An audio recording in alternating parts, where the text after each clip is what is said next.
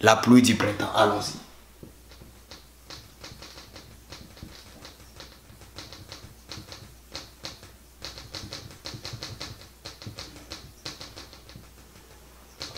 La pluie du printemps. Je vous dis que Dieu doit encore prophétiser. Il doit encore nous montrer un autre verset qui parle maintenant d'un peuple qui va porter les arbres, qui vont porter les fruits. Parce que nous avons vu que les arbres d'automne n'ont pas de fruits. C'est-à-dire Israël n'a pas porté la vie.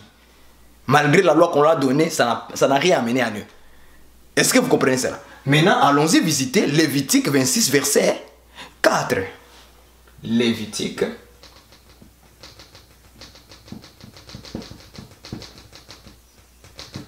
26, verset 4. Allons-y.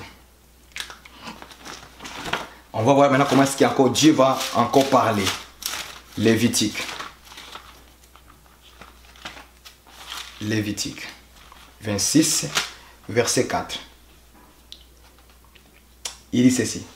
Je vous enverrai des pluies en leur saison, en leur temps. La terre donnera ses produits. Soulignez ça. Et les arbres des champs donneront leurs fruits. Je vais lire cela dans une autre version. Louis II. Je vais prendre aussi Louis II. Il va nous expliquer quelque chose de très important par rapport à ces choses. Parce que nous parlons des choses spirituelles. De la parole de Dieu. Lévitique 26, verset 4. Dans Louis II, il dit ceci.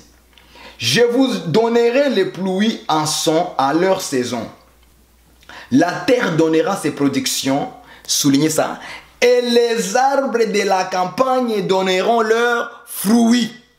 Voilà maintenant Dieu nous montre qu'il prophétise de nouveau encore dans Lévitique 26 verset 4. Il dit que les arbres de la campagne, vous voyez, les arbres des champs vont produire, donneront leurs fruits. Donc nous avons vu que les arbres d'automne n'ont pas donné les fruits. Est-ce que vous voyez ça? Ils n'ont pas porté les fruits. Ils n'ont pas porté le fils. Ils n'ont pas porté la vie. Mais les arbres de la campagne, j'aime cette version. Les arbres de la campagne, frère. Soulignez ça, le mot campagne. Les arbres de la campagne. Or, la campagne, c'est quoi? C'est le village. C'est ça que dans une autre version, on a dit les champs.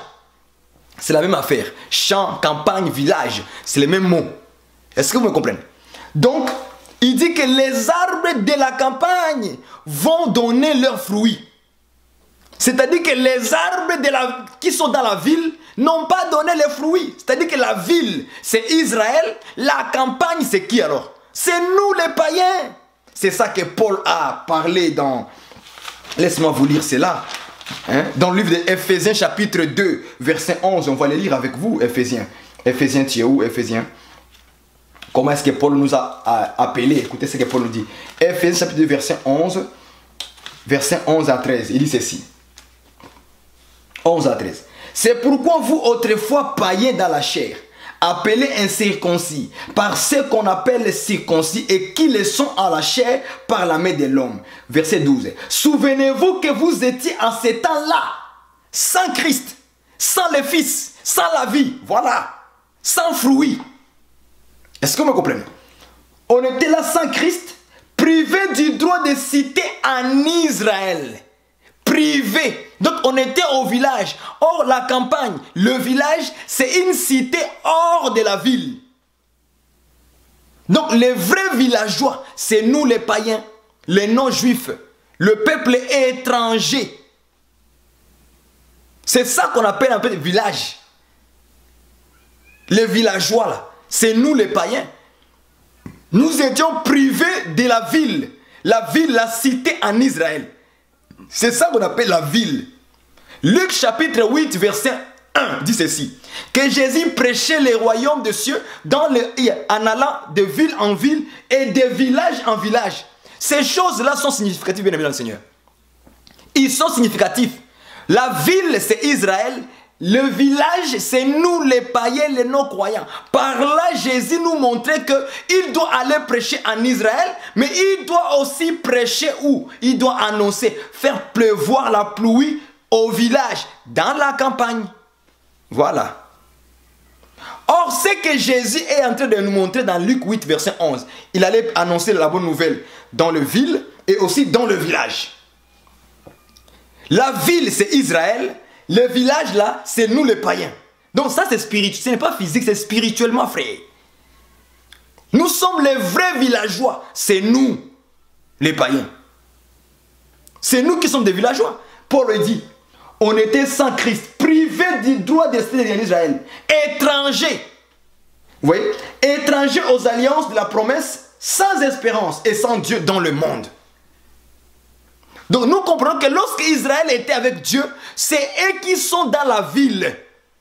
Nous qui sommes en dehors de la ville, la campagne, le village, donc on était sans Dieu. Or, étant sans Dieu, tu es un villageois. Ayant Dieu, tu es dans la ville, tu es prospère. Voilà pourquoi lorsque nous prenons les images de la ville et les images de la campagne, vous allez voir que les deux images sont différentes. L'image de la campagne, il manque beaucoup de choses. C'est la pauvreté, c'est le manque de ceci, les animaux sont partout, c'est la boue, c'est la saleté. Est-ce que vous comprenez cela? Mais quelqu'un qui est dans la ville, vous allez voir que l'image de la ville c'est quoi? C'est la beauté. Tout est beau, tout est merveilleux. Est-ce que vous comprenez ça? Tout est glorieux, il y a des lumières, il y a ceci, les gens sont en mouvement, il y a le développement. Est-ce que vous comprenez? Or, lorsque nous voyons la campagne, le village, il n'y a pas de développement là-bas. Il n'y a rien qui se développe. C'est ça les villageois. Or, nous étant sans Dieu, nous étions considérés comme des villageois. Maintenant, ayant Dieu, nous sommes les gens qui vivent dans la ville. Voilà. Qui toquent. C'est ça les choses spirituelles de Dieu, frère. Donc, les choses naturelles là, ça explique les choses spirituelles par rapport à Dieu. Ok? C'est comme ça que les pasteurs devaient vous faire comprendre les choses de la Bible. Pas devenir des fables, ils vous racontent des fables, des histoires. Moi je me dis ça, c'est quel genre de prédication ça? Donc Lévitique 26 verset 4 nous dit ceci. Les arbres de la campagne, les arbres du village donneront leurs fruits. Or la pluie que Dieu a envoyée là, il a envoyé dans quel temps? Dans quelle saison? La saison d'automne et la saison du printemps. Or, nous avons vu que le printemps là, la pluie du printemps, c'est le temps de la grâce. C'est la parole de la grâce. Or, Jésus est venu avec la grâce et la vérité. Est-ce que vous voyez ça? Donc, Jésus est venu avec la parole de la grâce, avec la pluie du printemps. Donc, les arbres qui vont produire leurs fruits, c'est qui? C'est les païens. Les nations, les non-juifs, nous. Nous sommes aussi des arbres. On a vu ça dans Marc 8, 24. L'aveugle a dit quoi? Que je vois les hommes, j'en vois comme les arbres. Donc les arbres qui vont produire le fruit, c'est toute une nation qui est dans la campagne, qui est au village. Est-ce que vous voyez ça? Lorsque ces peuples vont écouter aussi la parole de la grâce, ils vont produire les fruits. Donc au temps de la grâce, frère, tu ne peux pas me dire que tu dois vivre sans fruits. C'est faux. C'est du mensonge du diable. Où on vous prêche que, oh non, vous savez, l'œuvre de Dieu, c'est croire seulement à la croix. Tu dois aussi, lorsque tu crois à l'œuvre de Dieu, le Fils, l'œuvre de la croix là, tu dois aussi produire les fruits. Là, si tu es un arbre, je suis un arbre, donc je dois porter les fruits. Je dois porter les fruits. Si tu es un arbre sans fruits, nous comprenons que tu es inutile. Tu dois être déraciné et jeté au feu. Brûlé pour l'éternité. Les arbres d'aujourd'hui, ils ne portent pas les fruits. Donc Dieu a prophétisé dans Lévitique 26, verset 4, que les arbres de la campagne, les arbres du village, ils donneront leurs fruits. Ils porteront le Fils. Ils porteront la vie. Oui, nous portons la vie, frère. Nous portons les fruits en tant que des arbres de la campagne. Et Jésus avait déjà prophétisé ces choses. Écoutez, Matthieu, lisons parce que Lévitique 26, verset 4 égale Matthieu. Matthieu 21, verset 3. Verset 43 plutôt.